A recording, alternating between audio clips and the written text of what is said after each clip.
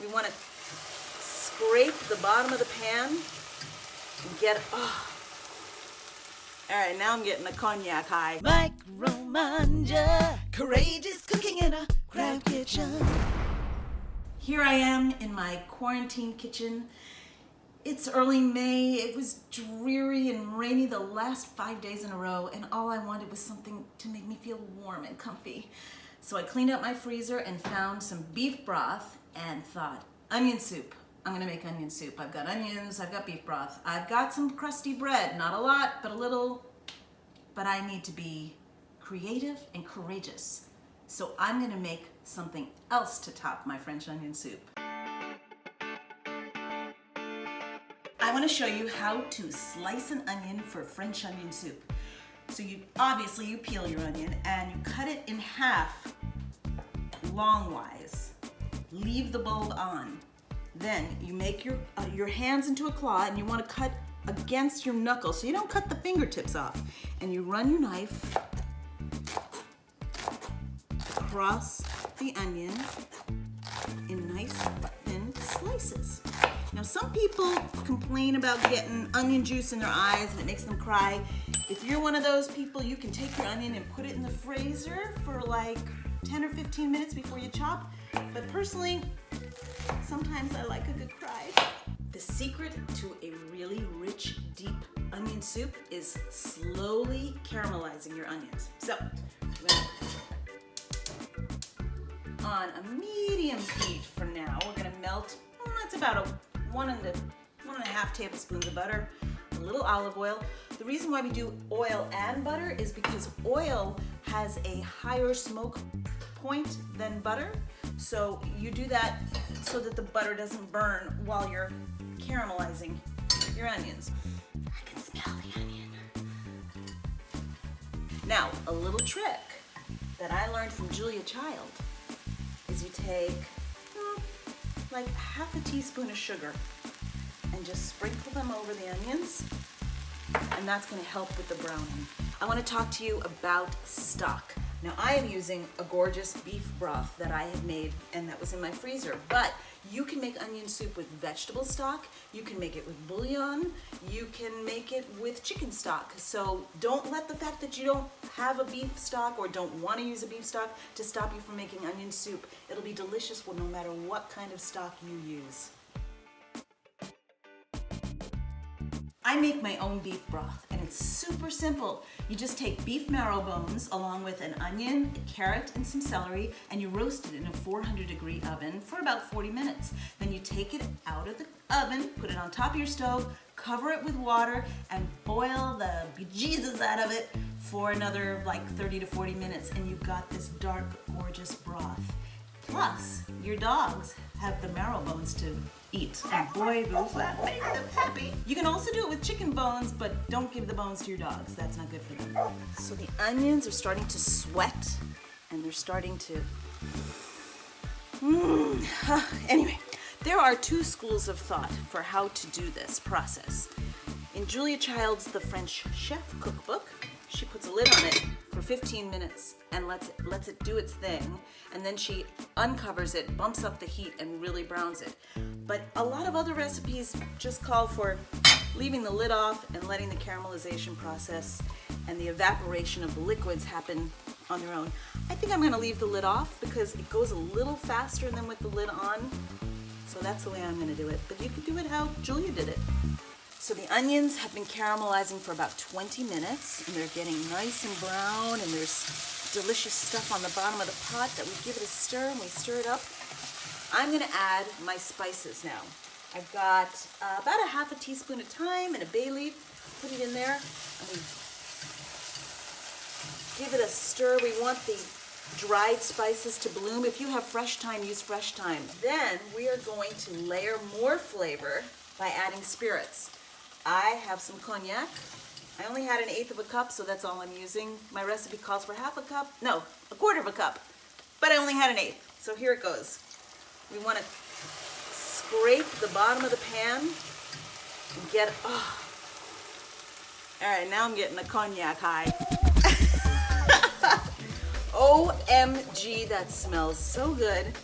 We're gonna let that boil off, Then I'm gonna add sherry. You can add dry white wine, you can add dry red wine, or if you don't like spirits, don't add any. In goes the sherry. We want this to cook down, to cook off the alcohol and reduce by about half. It'll only take a few minutes, and we're staying on that nice low flame that we had for the onions. All right, the sherry has cooked off a bit. I realized I forgot to add salt and pepper. Like salt and pepper, come on. So I'm gonna add a teaspoon of salt because my broth is not salted, so it's gonna need that. I'm gonna add a teaspoon of salt. I'm gonna add about a quarter teaspoon of pepper. And now we're gonna bathe it all in that gorgeous stock, spilling all over my stove. I'm gonna turn up the heat because we wanna bring this up to a boil. Once it's up at a boil, I'm gonna turn it down to a simmer, cover it, and we're gonna let it do its thing for 30 minutes. So my soup is busy on the stove, getting good, and I'm gonna make my little Gruyere toasts. Now, classic French onion soup has a big hunk of crusty bread, and then it's smothered on top of Gruyere cheese and put under your broiler, and but I only have a little bit of bread left, and Gruyere cheese is so expensive, so I found a little trick. I make little toasts, I cover them with the Gruyere cheese, and I'm gonna stick them in my broiler and make little Gruyere toasty cheesy bites. If you don't like Gruyere or you don't have Gruyere, you can use any cheese that melts well. You can use mozzarella, you can use cheddar, you can use Munster. I love Gruyere. Into the broiler. Now, I'm not sure how long this is gonna take, so I'm just gonna stand here and watch it. Because it burns really fast.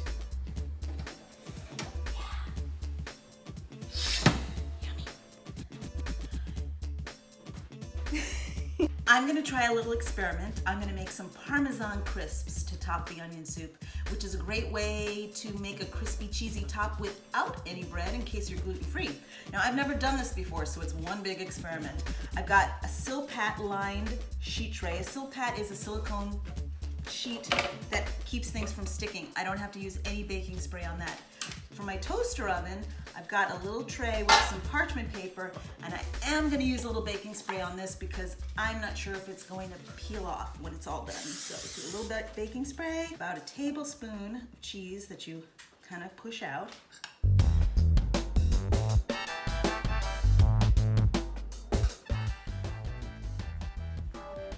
I need more. Cut. These are going in a 400-degree oven here. These are gonna go in my little toaster oven. I put my toaster oven at 375 because it runs kind of hot. I think it takes 5 to 6 minutes, but we'll find out. My Parmesan crisps cooked differently in the different ovens. In my big oven, they cooked a little slower, even though the temperature was higher. And in my little toaster oven, they cooked really fast. And it took way less time than I thought it was going to take, so you cannot walk away from the oven when these are going because they will go from bubbly and delicious to burnt as a crisp in no time. I don't need nothing else. The soup is done, voila. Just ladle it into your crock or your bowl. Get it all over the sides, burn your fingers while you're at it. Now, I'm gonna float one of my cheesy crisps right on top. That's one way to serve it. The other way is with my Parmesans. Kobe wants one. The Parmesan crisps that were in the toaster oven actually came out pretty perfect. So I'm gonna just float that one on top. Ooh, look at that. Cheesy top. So warm and comforting. I had a lot of fun making this in my macro kitchen, but I miss my micro Manhattan kitchen. And you can make this in your micro Manhattan kitchen because it only took a pot and a toaster oven. What's the French word for manger? Bon appetit! MicroMangia, courageous cooking in a crowd kitchen.